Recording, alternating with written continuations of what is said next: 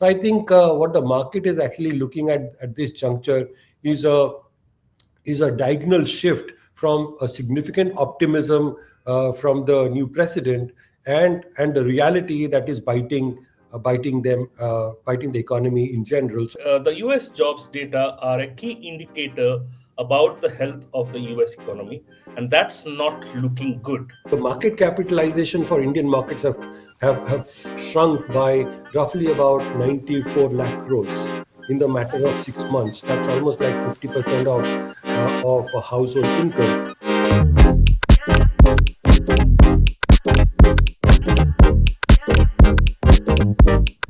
President Donald Trump, in a statement to a news channel there on Sunday, did not rule out the possibility of a recession hitting the US economy in the coming quarter. The US economy is in a transition. And of course, then he went on to argue that this is for the larger good, this is for the longer term good. But the markets worldwide, when the US market opened on Monday, did not take very kindly to the statement that the president had made. It plunged, and there was a cascading impact across the world. The Indian market is also somewhat down. But the question that we are going to be dealing with today is there was a time when Donald Trump came with a lot of optimism among American businesses. Is that optimism now giving way to a sense of pessimism? And it would seem it indeed is giving way to pessimism. And why suddenly the table has turned? We will talk about that. And I have with me Dhananjay Sinha, an old friend of mine, a trained economist, and who is now the co-head of equities, economists, and strategists at Systematics Group. It's a Mumbai-based investment banking and equity broking firm. Dhananjay, welcome to the show. Let's Thank you, get straight Rajesh. into the topic. Sure. America now fears recession. Why? So I think I think the people are generally starting to understand the reality of whatever is been promised by Donald Trump and the way he's implementing the protectionism across the world, the retaliatory action that he has actually been implementing across Canada, Europe, Asia, India, China, etc., and across the world. I think that people are trying to get terms with that. If you look at when Donald Trump was being elected, the expectation was that he will be a pro-business president. There was expectation that profitability for the US companies would continue to soar high. It was doing very well. And with the reduction of the war risks that were there, people were generally very buoyant about the outcome. But I think as the reality is starting to dawn, what is being understood is that the promised reduction in inflation, the promised increase in productivity, etc., is not really panning out. In the short term, what we are seeing is that there is more of hoarding that has been happening of goods and goods that's translating into high inflation, and also the fact that as they are trimming the size of the government, it is actually translating into a sharp reduction in the employment. So the robustness in the job market is actually plunging quite significantly. And I would say that what it is also doing is that it is actually taking away the consumer surplus, because the inflation is good, prices are going to be higher, and also that it is actually having an adverse impact on manufacturing sector, because the cost of raw material would also increase because of supply shortages. So I think what the market is actually looking at this juncture is a diagonal shift from a significant optimism from the new president and the reality that is biting the economy in general. So I think the assumption that is now being talked about is that the US economy may swing from a robustness to a recessionary situation very quickly. Right. You said the reality is beginning to bite, and we are kind of getting to see that. on Friday, the US jobs data came out, and it clearly shows that companies are jittery about hiring. There has been a spike in part-time hiring, which means companies are waiting and watching, and they don't want to commit to full-time hiring. We have seen that employment generated in February was at a pace that was at a 3.5 year low, and we also see the decision of Elon Musk, rather the initiative that is being led by Elon Musk to downsize the government, is taking roots. There was government employment was down by about 6,000, but the fuller impact is going to play out in the month of March. We'll probably see data that could be worse when it comes out in April for March. So yeah, the US jobs data are a key indicator about the health of the US economy, and that's not looking good. And as you said, this is kind of undoing the most basic premise of Donald Trump's promise that, if I raise tariffs, one, I will bring in more revenue, I'll create more revenue. Two, I will create opportunity for the manufacturing sector, and companies will expand their business, uh, and therefore they will hire more. So Americans will benefit both by way of Mhm. higher revenue realization and also by way of higher job creation. But that's clearly not happening, at least not on the jobs front. So Correct. this has kind of backfired, right? Sure. Uh, Yeah. I mean, why couldn't Trump see it through? So I think, see, what Trump has in his mind is something called golden age. When he sort of addressed the Congress, he talked about the fact that the golden era of the US has started now. So basically, he's actually reminiscing, history of 1800s and The late post Civil 19th War. century, the late 19th Yeah, century. post Civil War, 1862 and all, where you had a phase called Gilded Age till the First World War. There was a reduction in the public debt, and they had increase in tariffs, etc. There was a lot of innovation, etc., that happened, scientific innovation, etc., increase in productivity, emancipation of black labor, etc. So basically, he's basically trying to replicate something that US has done in the past. Uh, See, what he is not understanding is that the situation has actually considerably changed with the dominance of other countries actually rising. So if you look at China, for instance, as a percentage of global GDP, it would be roughly about 18 odd percent. I would say if you look at 70s, it was about 3%. And China is roughly one third lesser than US. So you have a very strong contender in the global south, which is dominated by China. Whereas US is trying to go back into history, China is trying to look forward by way of technology, innovation, etc. So I think there is an anachronism in terms of the framework that he has, and it's quite possible in the reality of current scenario it might actually fail. So that's a broader context. I think based on the calculations that we have done, uh, if we assume his original framework that he wanted 50% additional tariff on China and uniform 20% tariff on rest of the world, we estimated that the revenue benefit that US would get would just be about 2.3 or 2.4 trillion dollars in a matter of 10 years, because the tax revenue that you get from higher tariffs would also be compensated by the losses, offset by the losses as far as consumer surplus and producer surplus is concerned.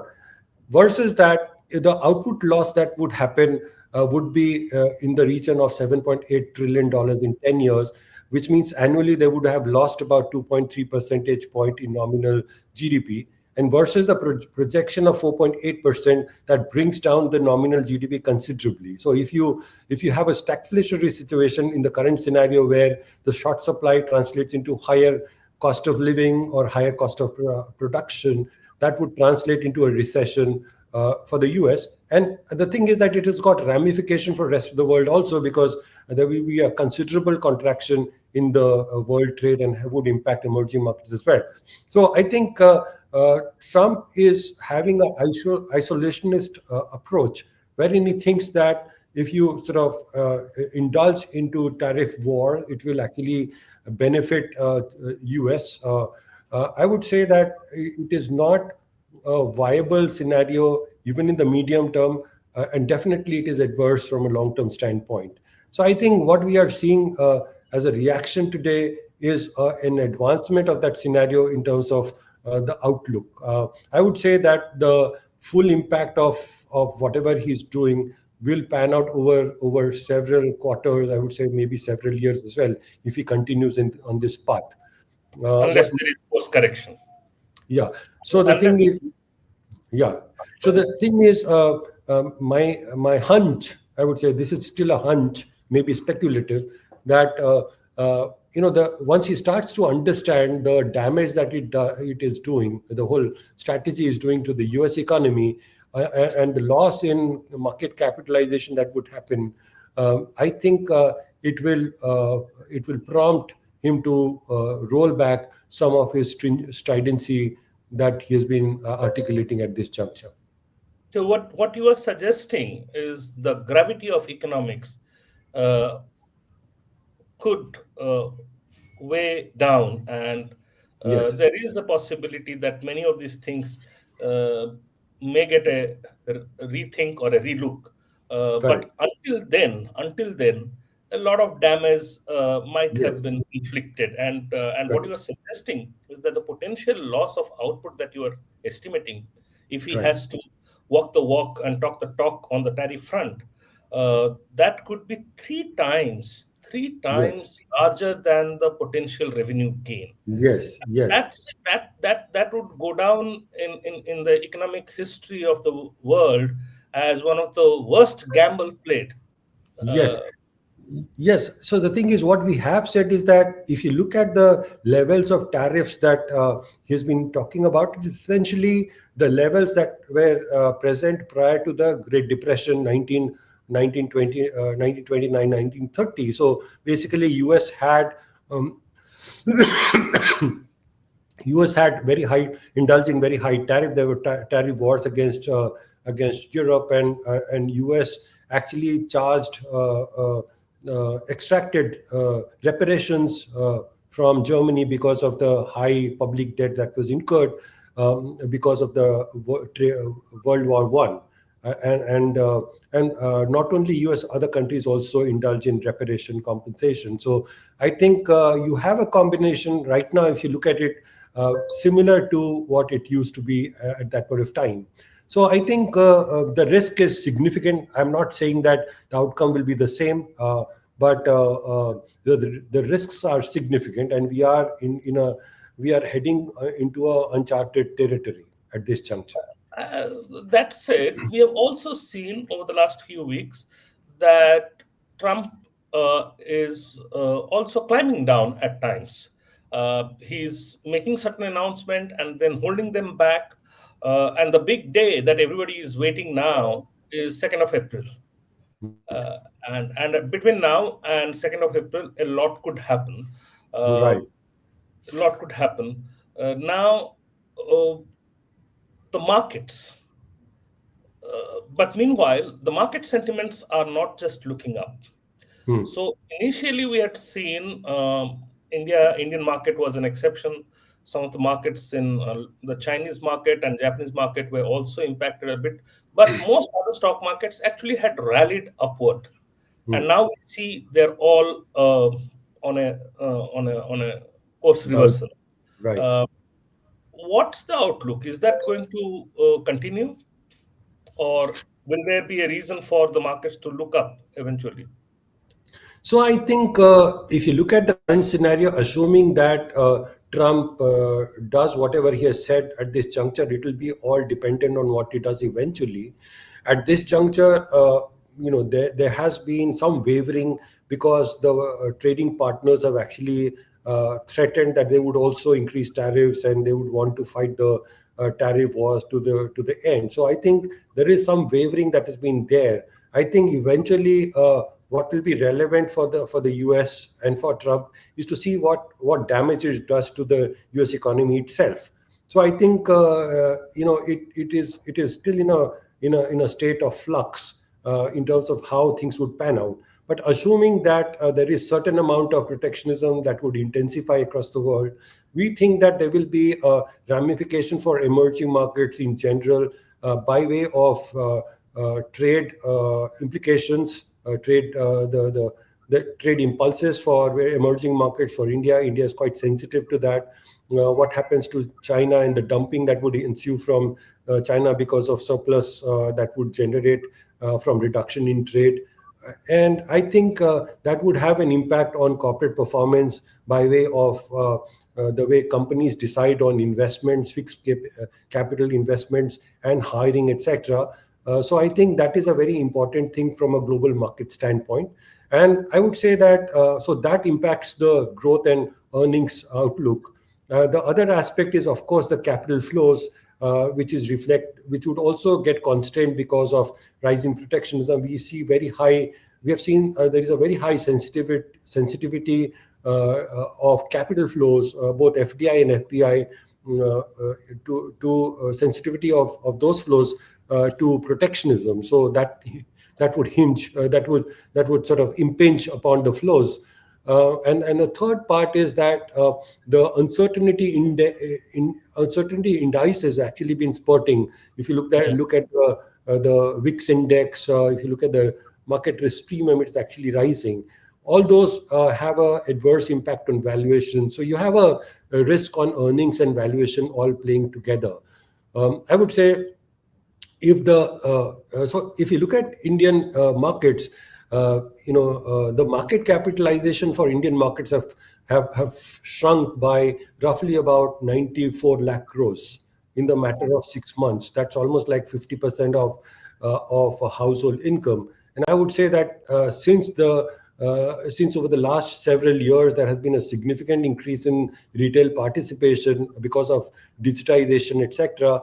I would say that there will be a considerable damage by way of wealth effect to a large portion of individual investors. So it can have an impact on the way households spend, their investment decision, the uncertainty, etc., can actually rise. So from a market standpoint, these are the implications, both from a fundamental standpoint and also valuations.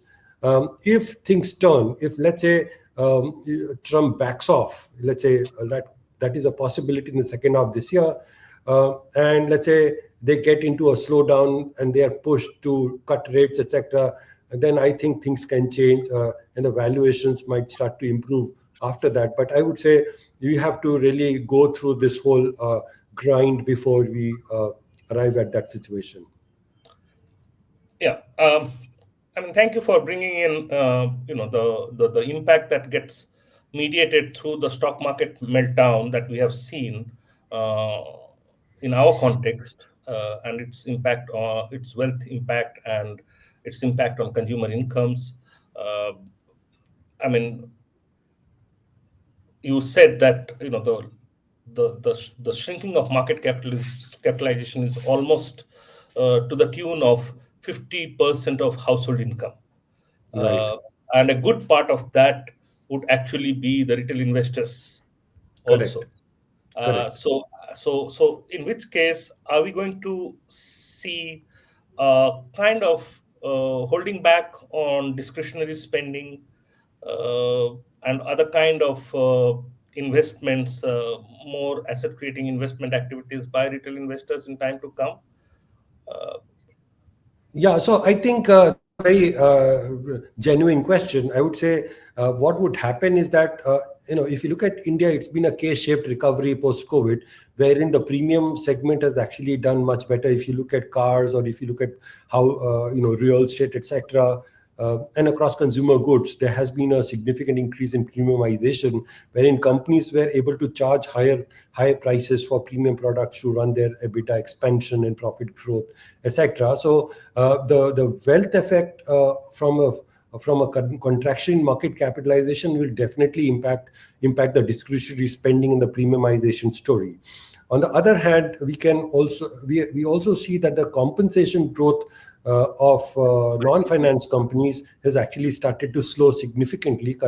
If you look at the December quarter for non-finance companies, it's slowed to almost like 3 to 4%, and it has come down from a peak growth of almost like 16-17% 6-7 quarters back. So I think what you have is a slowdown in compensation along with wealth effect, which is negative. So I think you can have a combined impact of these two on discretionary spending. I would say what will be important from India's standpoint is what governments do. If you look at it, about 6 months back, Nestle was talking about contraction in middle income spending, etc., and a lot of companies actually resonated that view. I would say that if you look at the government, they have responded by reducing the income tax burden for the households, for the income earners up till 12 lakhs rupees per annum. So there is a certain amount of stimulus that the government is trying to provide to the middle class. I would But say the other aspect. Yeah. let me ask you there. Sorry, I mean this stimulus that we were expecting to come into effect from the next financial year, in a month from Right. now, that to me looks like it's more than offset by what you are saying, wherein salary increases might have ranged about 3 to 4%, which is even less than the average inflation rate. Right. So there have been a degrowth in real incomes. And even if you get a few thousands rupees as your monthly saving, 10,000 rupees in the best case scenario, 10 to 11,000 rupees, that's not going to be a big Yeah. Yeah. investment. Yeah, No? that's right. So if you look at the household income and the overall household income, including income earners or the wage earners, even in the informal sector, I would say that the income tax cut is just about 0.3% or thereabout of the household income. So, and you're right in saying that it will sort of compensate for the slackness in the real income and the cost of living that's been going up, and also the fact that some of it can actually translate into import, etc. A lot of things have been said about this. So I think it's a very modest sort of stimulus. But the point I'm trying to make is that the government appears to be shifting its strategy earlier, which was focused a lot on investing in infrastructure and taxing households by way of income tax and indirect taxes. So extraction of disposable income by way of higher incidence of taxes is beginning to recede. I think we are still at the beginning of this whole cycle. I think I heard also that the government is considering reduction in the GST rates as well. So I would say that the way I look at policies is that fiscal policies will have very little leeway by way of spending, because the tax collection would actually slow less than what they have budgeted at roughly about 11% or thereabout. It can be there can be a shortfall there. Also considering the fact that they're giving income tax cut, I would say that their ability to spend, especially on the capex side, will be lesser. I think their focus will be a lot on livelihood issues, etc. And I would say that they have also pushed RBI to cut rates and push a lot of liquidity in the system. There's considerable amount of liquidity tightening that's been there. So I think RBI may be taking a more accommodative view, also with respect to the regulatory tightness that it had implemented in 2023. So they have reduced the risk weight for bank lending to NBFCs. More deregulation may be in the offing. So if you recall, the economic survey talks about reducing regulatory tightness, and the budget also talked about it. I think RBI is implementing some of that. So my expectation is that the government might use whatever bandwidth it has on the fiscal side, but more so they will deploy RBI to do the firefighting at this juncture. Great. I mean, we need to stay optimistic. We need to hope that the focus on consumption really plays out as it is Sure. intended to be.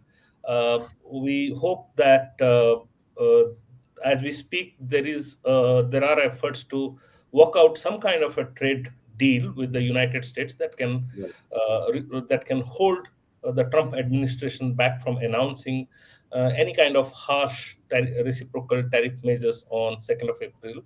Let us hope that the negotiators on behalf of New Delhi meet with success on that count. But until then, we need to keep our fingers crossed. Right. And until then, we need to go through some of the pain that we are seeing now, especially in terms of the volatility in the market, the meltdown that we have seen that's not going to be reversed anytime soon. But the hope is that eventually the gravity of economics catches up with US President Donald Trump, and Right. his domestic politics compels him to come to senses and start doing the right things.